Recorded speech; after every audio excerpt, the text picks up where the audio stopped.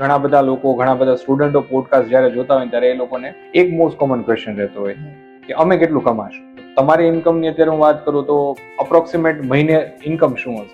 મહિને આપણે એપ્રોક્સ ગણવા જઈએ તો આપણે અરાઉન્ડ 12 to 15 ગણી શકીએ.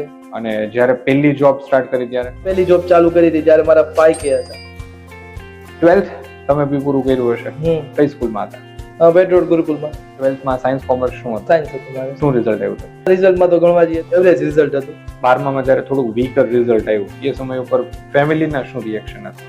મારા ફાધર છે, મારા ફાધર મને એ જ કીધું તારી પાસે પ્રેક્ટિકલ નોલેજ હશે તો જી લેવલે તારે જવું હશે કે દુનિયાના જી પણ ખૂણે જઈને તારે ડીલ લેવી હશે તો એ ડીલ લઈ હશે, એની માટે તારે પ્રેક્ટિકલ નોલેજ તારી પાસે 100% હોવું જોઈએ. સોસાયટીમાં એક એવી ધારણા હોય છે કે ભાઈ 90-99% લાવે એ હોશિયાર, ફેલ થાય અથવા તો ઓછું રિઝલ્ટ આવે બિચારા નબળા વિદ્યાર્થીઓ ગણવામાં આવે. તમારી સાથે સ્કૂલમાં એવા છોકરાઓ રહ્યા જ હશે કે જેમનું બહુ સારું રિઝલ્ટ આવ્યું. એમની અને તમારી વચ્ચે શું ફરક હતો? સેકન્ડ સેમમાં હું પહોંચ્યો ત્યાં મારી પાસે જોબ પણ સારી હતી. In the second year of your college job પર હતા? હા, મારી પાસે જોબ પણ હતી અને પ્લસ મારી પાસે ઇન્સ્ટિટ્યૂટનો એક્સપિરિયન્સ પણ હતો. કોલેજ પૂરી કરી ત્યાં સુધીમાં તમે કેટલા સેલરી પેકેજ પહોંચ્યા? ત્યારે મારી પાસે 50K નું હતું. 50K, 50,000. 50,000. એ લોકો જોબના સજેશન માંગતા ક્યારે? એ ઘણી વાર એવું પણ કહેતા કે તારી જ કંપનીમાં મને રેફરન્સ કરાવ્યું ને. કોરોના પછી વર્ક લાઈફ બેલેન્સનો કોન્સેપ્ટ ઘણો માર્કેટમાં આગળ વધ્યો છે. But this is my personal thing કે ભાઈ 12 કલાક નહીં પણ 18 કલાક જો મહેનત કરશું તો આપણો પર્સનલ પ્રોફેશનલ બધું જ ગ્રોથ પોસિબલ છે. બાકી પોસિબલ ત્યાંથી અહીંયા સુધી જે પહોંચ્યા, લાઈક તમારી સફળતા પાછળનો કોઈ એક પરિબળ, એક વ્યક્તિ અથવા કોઈકનો શ્રેય જો તમારે દેવું હોય તો તમે કોને આપશો? પહેલા તો જો આપણે ભાઈ કોઈ રસ્તો આપણી પાસે નહોતો કે ભાઈ આપણને કોઈ કંપની એક્સેપ્ટ કરશે કે નહીં કરે. અરે આપણને ઓપ્શન આપ્યો કે હસમુખ સરને હું મળ્યો. ઘણી કંપનીઓ એએમસી થી ભાગતી હોય છે. રીઝન શું લોકોનું ભાગવાનું અને તમારું એએમસી ને પકડી રાખવાનું? એએમસી આપણી પાસે એકવાર આવી ગઈ હોય તો આપણને ફિક્સ જ છે કે મંથલી આપણને આ રેવન્યુ તો મળવાનો. સૌથી ફર્સ્ટ ક્લાયન્ટ તમારી કંપનીનો તમે જ્યારે ક્લોઝ કર્યો એ ડીલ કેવી રીતે થઈ હતી? એ ડીલમાં તો બહુ ઇશ્યુ ફેસિંગ થયા હતા. પણ એવું કેવું છે કે મેં જ્યાં જોબ કરી એ જગ્યાએથી મેં બહુ બધું શીખેલું છે કે ક્લાયન્ટને કેમ વેબસાઇટ ડિલિવરી કરવી. અત્યારે પણ મારી પાસે એ ફર્સ્ટ ક્લાયન્ટ છે. અત્યારે જેટલા ક્લાયન્ટ્સ છે તમારા એમાંથી મોટું ફાઇનાન્શિયલ બેનિફિટ એ લોકોને કેટલો થયો? મહિને 2 મહિને એ લોકો 2-3 કરોડ લગી પહોંચી છે વિધિન 2 or 3 months. અને આવનારા 5 વર્ષનો શું ગોલ છે? કે આપણે પોતાની કંપનીની અંદર સબ કંપનીઓ બધી બનાવી. એ સબ કંપનીની અંદર કેવું કે આપણા જે પોતાના એમ્પ્લોઈઝ છે એ એમ્પ્લોયને એઝ અ પાર્ટનરશિપ આપણે રાખીએ. એક સારા લેવલનો ઓનર બનવું હોય કોઈ કંપની ચલાવવા માટે તો શું ટિપ આપશો? બેસ્ટમાં બેસ્ટ એક જ રિઝલ્ટ છે કે ભાઈ તમે લોકો જેટલી પણ બને એટલી મહેનત કરો. એમ્પ્લોઈઝને જોબમાં ખતરો ખરો એ ગણવા જઈએ તો 70-30. એઆઈ એડોપ્ટ કરી લીધું છે? એઆઈ અમે ચલાવીએ છીએ.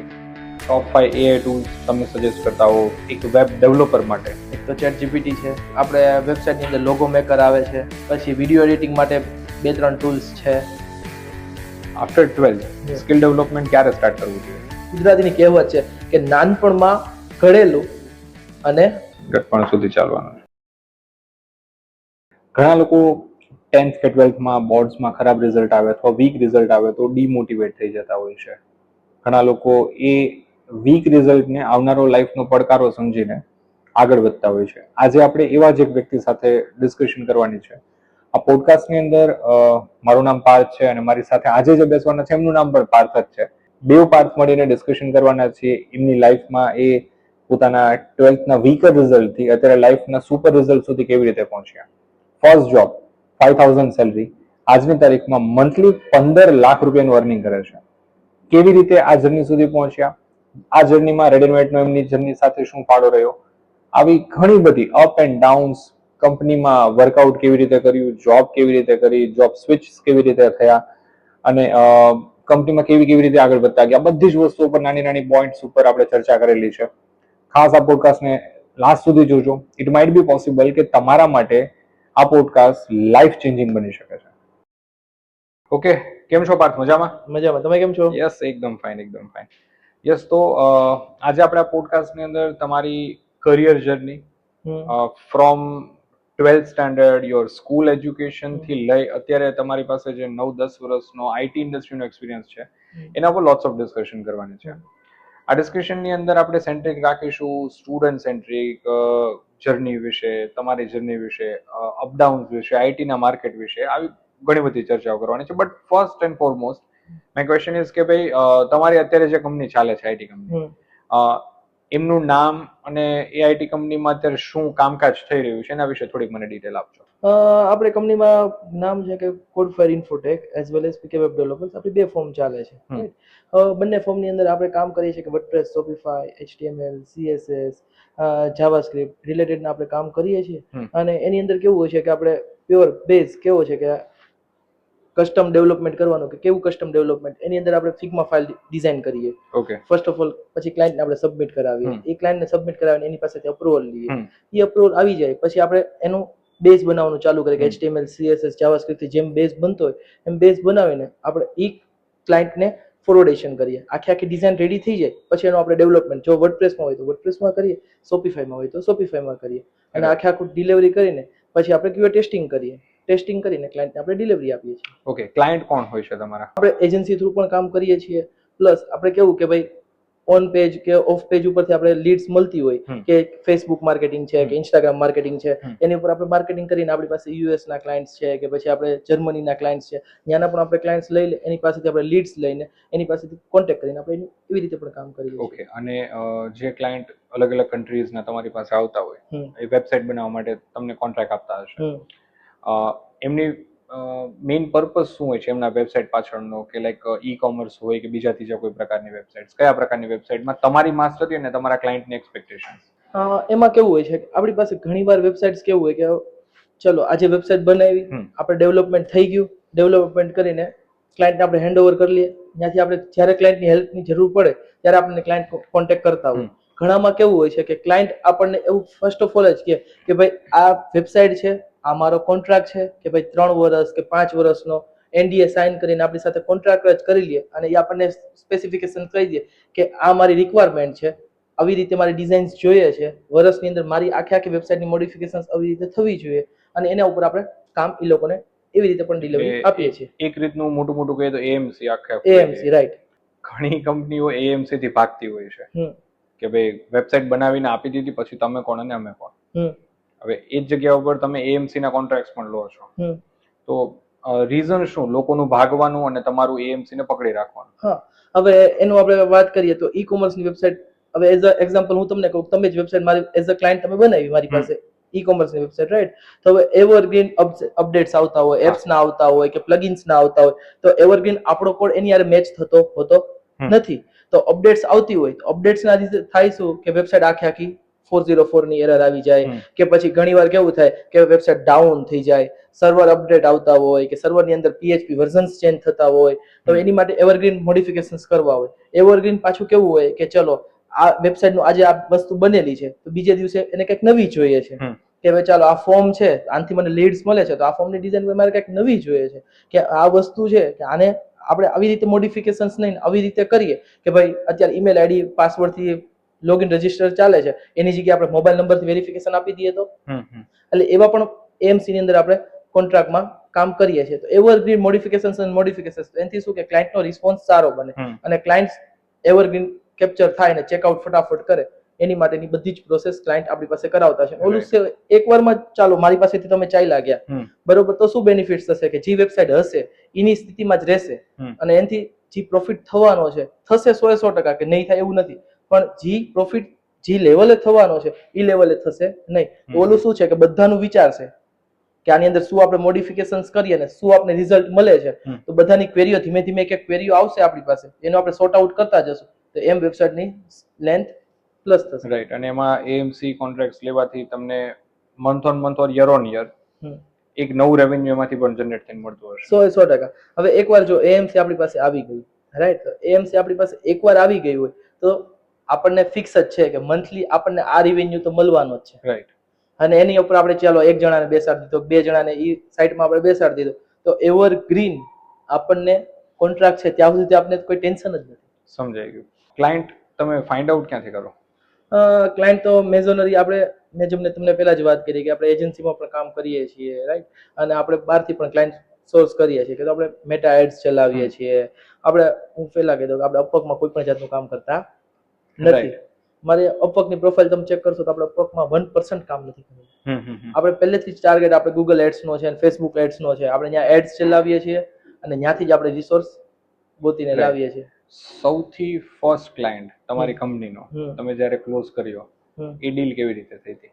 એ ડીલમાં તો બહુ ઇશ્યુ ફેસિંગ થયા હતા કે ભાઈ ચાલો નવું છે તો આપણે કેવી રીતે, પણ એ કેવું છે કે મેં જ્યાં જોબ કરી છે એ જગ્યાએથી મેં બહુ બધું શીખેલું છે કે ક્લાયન્ટને કેમ વેબસાઇટ ડિલિવરી કરવી, કે કેવી રીતે એને આપવી. પણ આપણે નવું હોય તો આપણે થતું હોય કે આનું શું થશે, આનું રિઝલ્ટ આપને શું મળશે, આપણે કઈ ફિક્સ હોતું નથી. એટલે ઇશ્યુ તો થયા હતા પણ સોર્ટ આઉટ ધીમે કરીને કરી નાખ્યા. રાઈટ. અને એ ક્લાયન્ટ હેપી? યસ, અત્યારે પણ મારી પાસે એ ફર્સ્ટ ક્લાયન્ટ છે. હજુ સુધી હજી પણ છે. હા, એમસીએમ નું ચાલુ છે. સમજાઈ ગયું. કંપનીને કેટલા વર્ષ થયા? કંપનીને 4 years. અને એની પેલા જોબ? અરાઉન્ડ 5.5 5.5-6 વર્ષ. Yes. બરાબર. અને તમારી કંપનીને 4 વર્ષ, એટલે મોટું 9 વર્ષનો આઈટી ઇન્ડસ્ટ્રીનો એક્સપિરિયન્સ તો. યસ. આઈટી ઇન્ડસ્ટ્રીમાં જ્યારે પહેલી વાર પગ મૂક્યો, ફર્સ્ટ જોબ, ફર્સ્ટ ડે, શું એક્સપિરિયન્સ હતો? ફર્સ્ટ ડે તો એવો એક્સપિરિયન્સ હતો કે ચલો આપણે પહેલેથી ફિક્સ જ હતું કે ભાઈ આપણે પોતાની કંપની કરવી છે, કે ભાઈ કેવી કે નામ બને, કે જે એરિયામાં છે એ એરિયામાં નામ બને, કે એનું કંઈક સ્ટ્રક્ચર હોય, એનો કંઈક ગ્રોથ હોય, બધો જ પ્લાનિંગ આપણે એવરગ્રીન કરેલો હતો. બટ કંઈ ફિક્સ હતું નહીં કે હું કઈ સ્થિતિમાં જઈશ, કેવી રીતે જઈશ. મેં કેવું કે યુઆઈ યુએક્સ માં જોબ મળી ગઈ મસ્ત. આપણે ફ્રેન્ડ હતા મારા એક, એ ફ્રેન્ડની મેં થ્રુ જોબ પણ મને મળી ગઈ. પછી મેં વિચાર્યું કે ભાઈ હવે છે આ બધી વસ્તુ, 3-4 મહિના થયા અને પછી ખબર પડી કે ભાઈ આનો કોઈ બહુ ગ્રોથ છે નહીં. યુઆઈએક્સ માં ખબર જ હતી કે વેબમાં જે HTML, CSS, WordPress, Shopify, Laravel, React ગણીએ કે પછી આપણે Angular ગણીએ, એ બધાનો અત્યારે માર્કેટ છે. એ ટાઈમે આપણને રસ આમાં હતો. પછી આપણે 3-4 મહિને મૂવ ઓન થયા. રાઈટ. પછી કેવું કે ભાઈ ઇન્સ્ટિટ્યૂટમાં આવીને 1.5-2 મહિના સવારે આવવાનું, સાંજે જવાનું, જ્યારે ઇન્સ્ટિટ્યૂટ બંધ થાય એની સાથે નીકળવાનું, એ બધા આપણે ઘણા જ ટોપિક્સ લીધા હતા. પછી ઈ ટોપિક્સ ને બધા પકડીને સાહેબોને પૂછ્યું કે ભાઈ આ ટોપિકનું સોલ્યુશન કેમ કરવું, કે આ ટોપિકનું સોલ્યુશન કેમ કરવું. અને એની અંદર 8-9 વેબસાઇટ આપણે બનાવી, આપણે એમાં શીખા, ડેમોસ ટ્રાય કરી. જ્યારે તમે રેડિનેટમાં આવતા ત્યારે? યસ. પછી ઇન્સ્ટિટ્યૂટમાં એક દિવસ વિચાર આવ્યો કે ભાઈ ચાલો આપણે પોતાની વેબસાઇટ બનાવી છે. આપણી વેબસાઇટ હશે તો આપણે કંઈક, આપણે ગોલ સેટ હશે તો આપણે કંઈક કરશું. રાઈટ. બરોબર. એટલે એની માટે સૌથી પહેલા તો ડોમેન લીધું. ડોમેન લઈને લોગો બનાવ્યો. લોગો બનાવીને પછી વેબસાઇટની ડિઝાઇન બનાવવાની ચાલુ કરી. ડિઝાઇન બનાવીને HTML, CSS માં જ વેબસાઇટ ચલાવી 3 વર્ષ સુધી. વેબસાઇટ ચલાવી 3 વર્ષ, બનાવી, રિસ્પોન્સિવ કરી, બધી જ વસ્તુ કરીને પછી વિચાર્યું કે ભાઈ જો આપને કંપની લેવલનું નોલેજ નહીં હોય તો શું કરશું. મસ્ત સારી એક કંપની ઇન્સ્ટિટ્યૂટે આપી, એમાં 1 વર્ષ જોબ કરી. પછી કેવું કર્યું કે ભાઈ ચાલો 1 વર્ષ જોબ થઈ ગઈ છે, હવે મેં તો વરાછા એરિયાની કંપનીમાં જ ગયો તો. મેં કીધું કોઈ સારી કંપની હોય અને ગ્રોથ સ્કેલ ઉપર હોય તો અડાજણ જણી ટ્રાય કરી કે ચલો આપણે વરાછાની બહાર નીકળી તો કંઈક થોડુંક કલ્ચર કે કેવું છે, બધી વસ્તુ કેવી રીતે ચાલે છે, કે ઇન્ટરનેશનલ ક્લાયન્ટ્સ કેવી રીતે ચલાવે છે, એવી કંપની પકડી. એ કંપનીમાં જઈને 5 વર્ષ જોબ કરી. એ કંપનીમાં જોબ કરીને પછી આપણે બધો સ્ટ્રેન્થ ખબર પડી ગઈ કે કંપની કેમ ચાલે, કેવી રીતે ચલાવે છે, કેવી રીતે ક્લાયન્ટ્સ હેન્ડલ કરે છે, એ બધી જ વસ્તુ જોઈને પછી આપણે પોતાની કંપની ચાલે. સમજાઈ ગયું. એટલે 5 વર્ષ પ્યોર એક કંપનીમાં કામ કર્યું, પણ એ કંપનીમાં તમે એક એમ્પ્લોયની દ્રષ્ટિએ કામ કરતા કે મારી ખુદની કંપની છે એમ કામ કરતા? એટલે કેવું કે એવરગ્રીન, કે ઘણીવાર કેવું હોય કે ચલો હું 9 વાગે મારે ઓફિસ જવાનું હોય, પ્લસ કેવું કે 9 વાગે હું ગયો હોય તો મેં એવું ન જોયું હોય કે ચાલો આજે 8 વાગ્યા છે કે 9 વાગ્યા છે. ઘણીવાર તો એમાં તો ચાલો હું કોરોનાની તમને વાત કરું કે કોરોનાની અંદર કેવું થયું કે સવારે 9 વાગે ચાલુ કર્યું, બીજા દિવસે 9 વાગે એક્ઝેક્ટ ઈ ટાઈમે બંધ કર્યું. અને એની અંદર પણ 2 PM, એક સિનિયર ડેવલપર અને હું 4 જણા કમસે કમ 3 કલાકના કોલ એક ધારા ચાલુ, એવી રીતે કોરોનાની અંદર બધા વર્ક ફ્રોમ હોમ કામ કરેલું છે. સમજાઈ ગયું. અને બીજે દિવસે 100% કે આપણી કેપેસિટી નહોતી, આપણે શું. એટલે આ લેવલનું ડેડિકેશન આપ્યું ત્યારે જઈને આજે ખુદની કંપની ચાલુ થઈ શકે છે. યસ. સમજાઈ ગયું. હવે કંપની અત્યારે ચાલે છે, મેઇન ઘણા બધા લોકો, ઘણા બધા સ્ટુડન્ટો પોડકાસ્ટ જ્યારે જોતા હોય ત્યારે એ લોકોને એક મોસ્ટ કોમન ક્વેશ્ચન રહેતો હોય કે સર આ બધું શીખી તો લઈએ પણ શીખ્યા પછી સેલરી કાં તો પછી ટર્નઓવર કે અમે કેટલું કમાશું, તો તમારી ઇન્કમની અત્યારે હું વાત કરું તો અપ્રોક્સિમેટ મહિને ઇન્કમ શું હશે? મહિને આપણે એપ્રોક્સ ગણવા જઈએ તો બધું જ ગણીએ તો આપણે અરાઉન્ડ ટુ અરાઉન્ડ 12 to 15 ગણી શકીએ. રાઈટ. અને જ્યારે પહેલી જોબ સ્ટાર્ટ કરી ત્યારે? પહેલી જોબ ચાલુ કરી હતી જ્યારે મારા 5K હતા. 5,000 થી અત્યારે મહિને 15 લાખ સુધી જર્ની ખેડી લીધી. યસ. રાઈટ. અને આવનારા 5 વર્ષનો શું ગોલ છે? કે આવનારા 5 વર્ષની અંદર ગોલ એવો છે કે આપણે પોતાની કંપનીની અંદર સબ કંપનીઓ બધી બનાવીએ. ઈ સબ કંપનીની અંદર કેવું કે આપણા જે પોતાના એમ્પ્લોયઝ છે ઈ એમ્પ્લોયને એઝ અ પાર્ટનરશિપ આપણે રાખીએ. ઓકે. અને ઈ પાર્ટનરશિપની અંદર કેવું કે બધા જ ઈ કંપનીઓ પોતે ચલાવે. રાઈટ. અને આપણું ડેડિકેશન એની ઉપર હશે અને આપણો આઈડિયા હશે તો ઈ કંપની પણ ગ્રોથ થશે અને આપણો પણ જે કંપની છે એનો પણ ગ્રોથ થશે. રાઈટ. હવે એમાં તમે તમારા જે એક્ઝિસ્ટિંગ એમ્પ્લોઈઝને ચાન્સ આપશો તો what will be the eligibility, કે એવા કયા ગુણધર્મો હશે, એ લોકોએ શું કરવાનું કે જેથી કરીને કાલ સવારે પાર્થભાઈના પાર્ટનર એ લોકો બને? એની માટે તો ફર્સ્ટ ઓપ્શન એ કે જ્યારે પણ હું એને ફોન કરું તો એવરગ્રીન ઓન ધી સ્પોટ એમ કહે કે નહીં પાર્થભાઈ 5 મિનિટની અંદર હું લેપટોપ ચાલુ કરું છું. ડેડિકેશન કે કેવું કે ચાલો સાંજે 8 વાગે ક્લાયન્ટ યુએસ નો આવ્યો તો એ સવાર 5 વાગે કે 6 વાગે બંધ કરે તો એ ક્લાયન્ટને ડેડિકેશન કામ ડિલિવરી કર્યું હોય એ પણ કામ કેવું કે 0 લેવલે, એવું કે નહીં 19-20 આપણે કરીને આપી દઈ કે આજે આપણામાંથી છટકી ગયા કાલે આપણે દિવસે જોઈ લેશું, એવું નહીં, પણ 100% ડેડિકેશન વાળું કામ કે સવારે 8 વાગે રાતે 8 વાગે ચાલુ કર્યું હોય તો સવાર 5 વાગે બંધ કરે વ્યક્તિ તો એનું રિઝલ્ટ 100% 0 હોય. મતલબ એમ્પ્લોય નોકરી કરે તો પોતાનો બિઝનેસ સમજીને યસ, અને જે દિવસે પોતાનો બિઝનેસ કરે ત્યારે નોકરી કરે છે એવી રીતના વર્ક કરે યસ, તો એ તમારો પાર્ટનર બની શકશે. 100%. ખરેખર એ વાત બી સાચી છે કે ભાઈ જો આ ડેડિકેશન હોય તો જ કંપની ચાલી શકે. 100%. મેં પણ ઘણા લોકો એવા જોયા છે કે જે લોકોનું એવું માઇન્ડસેટ રહેતું હોય કે ભાઈ વર્ક લાઈફ બેલેન્સ, 6 કલાક 7 કલાક કામ કરવું, આ અત્યારે હમણાં આઈ ડોન્ટ નો લાઈક 2005 થી 25 આવ્યું આ સમયગાળામાં, અને એમાં બી કોરોના પછી વર્ક લાઈફ બેલેન્સનો કોન્સેપ્ટ ઘણો માર્કેટમાં આગળ વધ્યો છે. જેમાં so many employees R thinking કે ભાઈ 6 કલાક 8 કલાક જોબ કરવી છે, ફેમિલી ટાઈમ આપવો છે વગેરે વગેરે. But this is my personal thing કે ભાઈ હું એવું વિચારું છું કે ભાઈ 12 કલાક નહીં પણ 18 કલાક જો મહેનત કરશું તો આપણો પર્સનલ પ્રોફેશનલ બધું જ ગ્રોથ પોસિબલ છે, બાકી પોસિબલ નથી. 100%. પણ અત્યારે તમે વિચારો ને તો અત્યારે આ કન્ડિશન ઉપર કે મારે 8-9 વર્ષ કમ્પ્લીટ થયા છે તો પણ ઘણીવાર મારે સવાર 6 વાગે ઓફિસ જવું પડે તો 6 વાગે હોય ને રાતના મારે 8, 10, 11, 12 વાગે આવવું પડે ને તો પણ આવેલો હોય. એમાં ખાલી એક આપણે લંચ મળ્યો હોય, બીજું કાંઈ આપણને નથી મળતું તોય પણ એમ ગણવા જઈએ તો 15-17 કલાકની જોબ થઈ. કે હું એવું નથી ગણતો કે 8 કલાકની મેં જોબ કરી કે 10 કલાક મેં આજ કામ કર્યું તો મારી માટે ઇનફ છે, એવું મેં કોઈ દી નથી વિચાર્યું. એ થિંકિંગ થી તમે કામ કરો છો, ધેટ ઇઝ વાય તમારી પાસે સૌથી મોટો બેનિફિટ એ આવે છે કે તમે જમણે કીધું કે 5,000 માં કામ કરતા તેથી 15 લાખ સુધી પહોંચ્યા.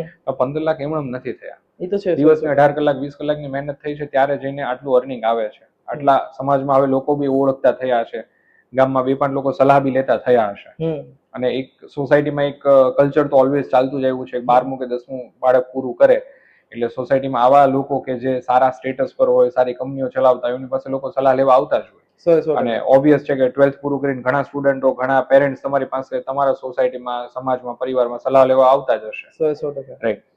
એ વસ્તુથી મને એક ક્વેશ્ચન માઇન્ડમાં અચાનક સ્પાર્ક થાય છે. 12th તમે બી પૂરું કર્યું હશે, કઈ સ્કૂલમાં હતા? વેટ રોડ ગુરુકુલમાં. ઓકે. અને 12th માં સાયન્સ કોમર્સ શું હતું? સાયન્સ હતું મારે. શું રિઝલ્ટ આવ્યું હતું? રિઝલ્ટમાં તો ગણવા જઈએ તો આપણે નિયર બાય એવરેજ રિઝલ્ટ હતું. એવું કે રિઝલ્ટ પણ નહીં, આપણે ટ્રાય એન્ડ ટ્રાય ને એમાં રિઝલ્ટ આપણે મળ્યું છે. બટ એટલે ધારણા નહોતી કે ભાઈ પાસ થશું, પણ બહાર નીકળી ગયા. રાઈટ. ત્યાંથી અહીંયા સુધી જે પહોંચ્યા, આખી જર્નીમાં સૌથી મોટો લાઈક તમારી સફળતા પાછળનો કોઈ એક પરિબળ, એક વ્યક્તિ અથવા કોઈકનો શ્રેય જો તમારે દેવું હોય તો તમે કોને આપશો? પહેલા તો જો આપણે ભાઈ કોઈ રસ્તો આપણી પાસે નહોતો કે ભાઈ આપણને કોઈ કંપની એક્સેપ્ટ કરશે કે નહીં કરે. પછી કેવું કે આપણે ત્યારે આપણને ઓપ્શન આપ્યો કે હસમુખ સરને એવું મળ્યો, મને એક રેફરન્સ રેડ એન્ડ વ્હાઇટ નો આપેલો હતો, બરોબર, કે આ તું અહીંયા જા, તું કોર્સ શીખી જા તો તને બેનિફિટ્સ થશે. ત્યારે આપણે એવું નહોતું વિચાર્યું કે આપણે કોલેજ કરશું, એની સાથે આપણને કોલેજનો બેનિફિટ મળ્યો, બરોબર. મને પેલા કોર્સમાં મેં એડવાન્સ વેબ કર્યું, એડવાન્સ વેબ કરીને મને સાથે સાથે કોલેજમાં પણ લગાડ્યો. કોલેજમાં હું આવી ગયો. કોલેજમાં જઈને ફર્સ્ટ અને સેકન્ડ સેમમાં હું પહોંચ્યો ત્યાં મારી પાસે જોબ પણ સારી હતી. In the second year of your college job પર હતા? હા, 100% મારી પાસે જોબ પણ હતી અને પ્લસ મારી પાસે ઇન્સ્ટિટ્યૂટનો એક્સપિરિયન્સ પણ હતો કે વર્ષ દિવસ મેં ઇન્સ્ટિટ્યૂટની અંદર કામ કર્યું છે, કેવી રીતે મેં શીખવાડે છે, કેવી રીતે મેં જોયું, બધું કેવું પ્રેક્ટિકલ નોલેજ. થિયોરિટિકલ નોલેજ કોલેજમાં જશું તો થિયોરિટિકલ જ મળવાનું છે, પ્રેક્ટિકલ આપણને મળવાનું 1% પણ નથી. બધું પ્રેક્ટિકલ મારી પાસે નોલેજ હતું, બેઝિક નોલેજ હતું. એવું નતું કે મારી પાસે હાઈ લેવલનું નોલેજ છે, બેઝિક નોલેજ હતું, એન્ટ્રી લેવલ હતું. એન્ટ્રી લેવલ મારી પાસે નોલેજ હતું અને એન્ટ્રી મને એનાથી મળી ગઈ. એક બે કંપનીમાં આપણે ફાફા પણ માર્યા કે ભાઈ આપણને મળે નહીં મળે, પણ આપણું હું કરિયર, પાસ્ટ કરિયર ખરાબ હતું, એ પાસ્ટ કરિયરને આપણે કેવી રીતે બેસ્ટ કરવું એ આપણો ગોલ સેટ હતો. તો આપણે શું કે ભાઈ બહાર નીકળવું કેવી રીતે એ આપણી પાસે રસ્તો હતો. રાઈટ. 12માં જ્યારે થોડુંક વીકર રિઝલ્ટ આવ્યું એ સમય ઉપર ફેમિલીના શું રિએક્શન હતા? કાંઈ નહીં કે ભાઈ જો થાય એટલું કરવાનું, બટ હવે આગળનો જે રસ્તો આપણે બહાર પાડવો છે એ કેવી રીતે પાડવો એ વિચાર. કોઈ ખીજાણું નતું? કોઈ પણ નહીં. પપ્પાનો શું સપોર્ટ હતો? એમ જ કીધું હતું કે ભાઈ જો આપણી પાસે સારો બિઝનેસ છે, આપણા ફાધર પણ સારી લાઈન ઉપર છે અને પોતાની ફેક્ટરી પણ ચલાવે છે, કે કાંઈ નહીં થાય તો આપણી કંપની સંભાળજે, એવું શીખજે. એટલે ફાધરનો સપોર્ટ સારો રહ્યો. યસ. સેકન્ડ સેમેસ્ટરમાંથી જોબ સ્ટાર્ટ કરી, કોલેજ પૂરી કરી, ત્યાં સુધીમાં તમે કેટલા સેલરી પેકેજ પહોંચ્યા? ત્યારે મારી પાસે 50K નું હતું. 50K, 50,000. 50,000. બીસીએ કરેલું ને તમે? હા, બીસીએ કરેલું. 3 વર્ષનું બીસીએ પૂરું કર્યું અને 50K 50,000 સુધી તમારા પેકેજ ઉપર પહોંચ્યા. સોસાયટીમાં એક એવી ધારણા હોય છે કે ભાઈ 90-99% લાવે એ હોશિયાર, ફેલ થાય અથવા તો ઓછું રિઝલ્ટ આવે ડબ્બા, કાં તો પછી બિચારા નબળા વિદ્યાર્થીઓ એવું ગણવામાં આવે.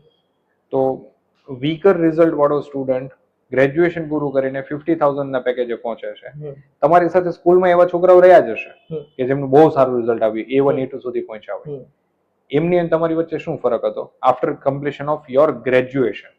કે કેવું હતું કે ચલો ઈ ટાઈમે મારી પાસે કેવું કે પોતાની પાસે મારી પાસે પૈસા ખીચામાં હતા અને ઈ લોકોને કેવું કે આપણી સાથે જ ગ્રુપમાં આવ્યા હોય કે ચાલો આપણે અત્યારે નિયર ગણીએ તો સુરતની અંદર વેસુ સારું ગણાય, કે ભાઈ આપણે સુવાલી સારું ગણાય, કે આપણે ફરવા પણ જઈએ તો કોલેજના ટાઈમમાં કેવું હોય કે ચાલો આપણે અહીંયા ફરવા જઈએ અને વહાં ફરવા જઈએ, અહીંથી અહીંયા જઈએ, કે ચાલો અહીંથી અમદાવાદ જઈએ, કે અહીંથી આપણે મહાબળેશ્વર જઈએ. મેં પણ એવી ટ્રીપો કરેલી છે.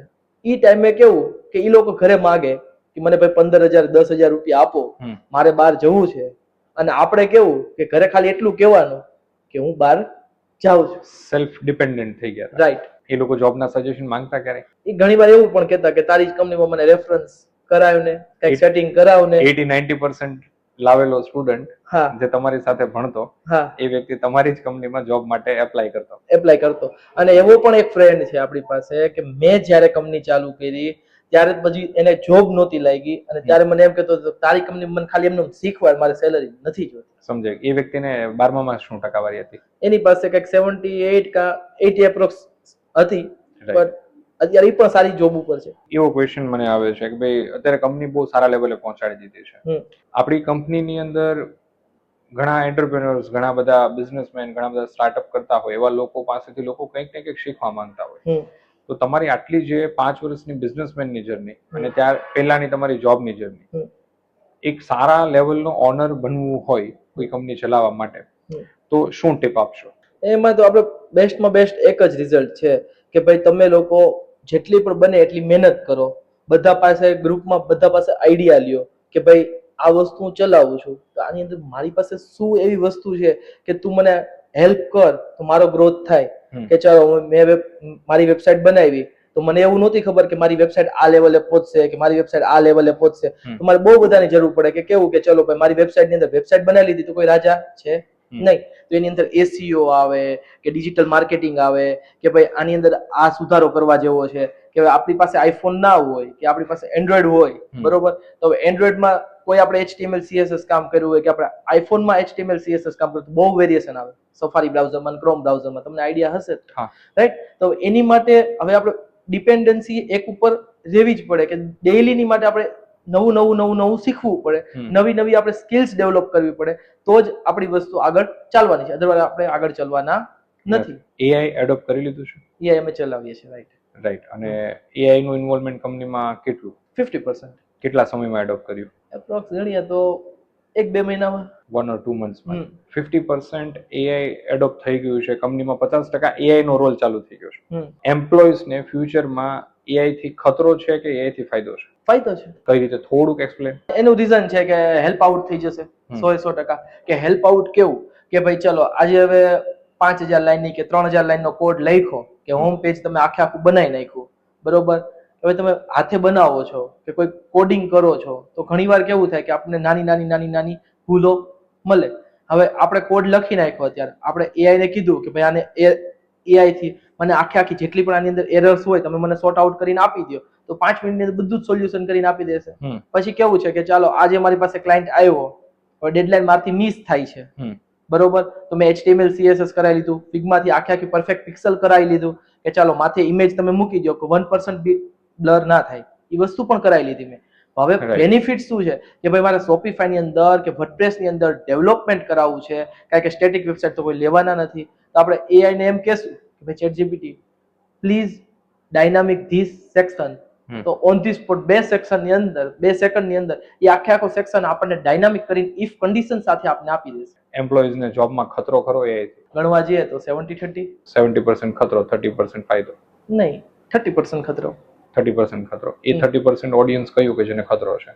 એનું રીઝન છે કે ભાઈ જો સાવ એટલે સાવ અત્યારે ઘણા એમ્પ્લોઈઝ એવા પણ હોય છે કે ચાલો નેટ એઆઈ ઉપર કામ કરવું છે, તો એ લોકો માટે 100% ખતરો છે. ઓકે, સો ફાઉન્ડેશન જોશે 100%. પહેલા એઆઈ શીખવું કે પહેલા ફાઉન્ડેશન ક્લિયર કરવું? પહેલા foundation, then after AI. Okay, top 5 AI tools તમે સજેસ્ટ કરતા હો એક વેબ ડેવલપર માટે, એવા કયા? એક તો ChatGPT છે, ઓબ્વિયસ. આપણે વેબસાઇટ ની અંદર લોગો મેકર આવે છે કે જે આપણે બેસ્ટ સજેસ્ટ આપે કે લોગો કેવા બનાવવા જોઈએ, બરોબર. પછી વિડીયો એડિટિંગ માટે 2-3 ટૂલ્સ છે. કંપની બહુ બધા ટૂલ્સ આપણી કંપની યુઝ કરે છે, પણ આપણે ડીપ લેવલમાં યુઝ નથી કરતા, કારણ કે મને વેબનો આઈડિયા છે. આપણે વેબ માટે હું ChatGPT ને 100% સૌથી મોટું તો focus ChatGPT. Yes. Okay, employees તમારી કંપનીમાં અત્યારે જેટલા વર્ક કરે છે, if someone wants to join your company, તો શું ફાયદો એમને તમારી કંપની જોઈન કરવાથી?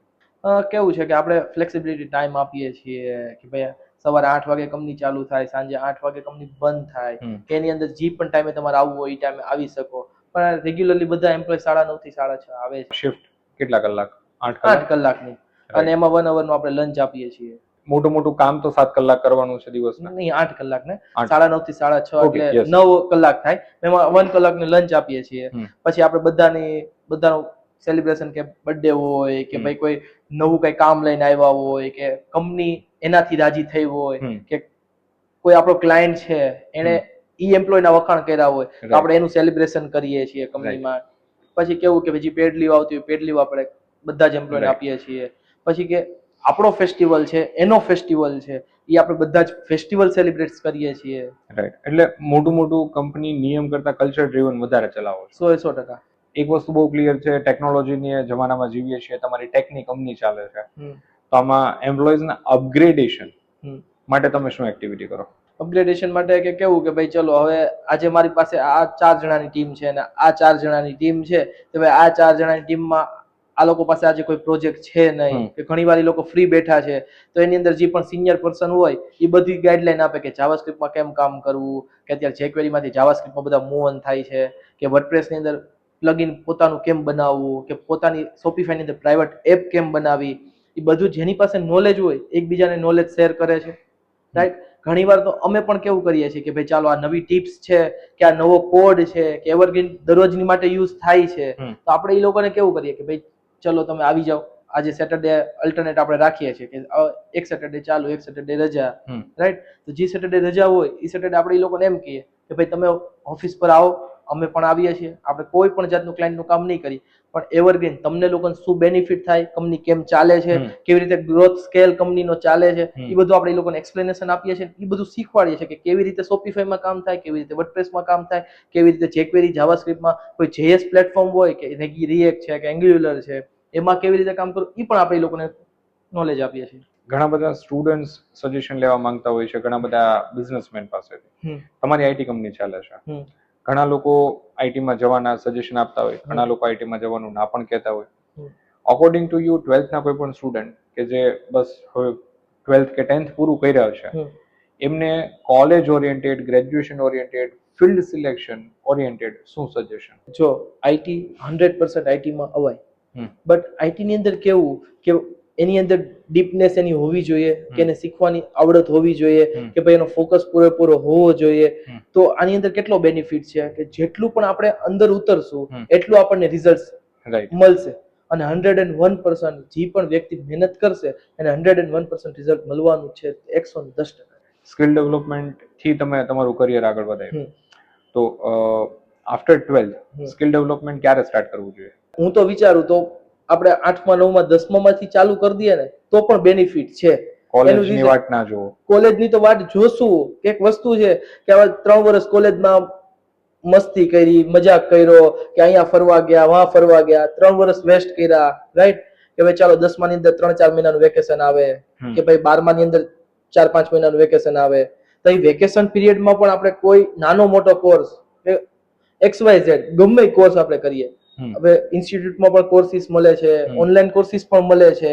હવે ચેટ જીપીટી પણ ઘણું શીખવાડે છે, કે આપણે જેમ ચેટ જીપીટી ની વાત થઈ એવી રીતે કે આપણે કોઈ જગ્યાએ કોર્સિસ શીખી લઈએ તો એથી બેનિફિટ શું છે કે આપણી પાસે નોલેજ હશે, તો એ નોલેજ આપણે કોઈ પણ જગ્યાએ શેર કરશું તો 101% રિઝલ્ટ મળશે. અને આપણે જીવવું, આપણે ગુજરાતીની કહેવત છે કે નાનપણમાં ઘડેલું અને ગટપણ સુધી ચાલવાનું છે, રાઈટ?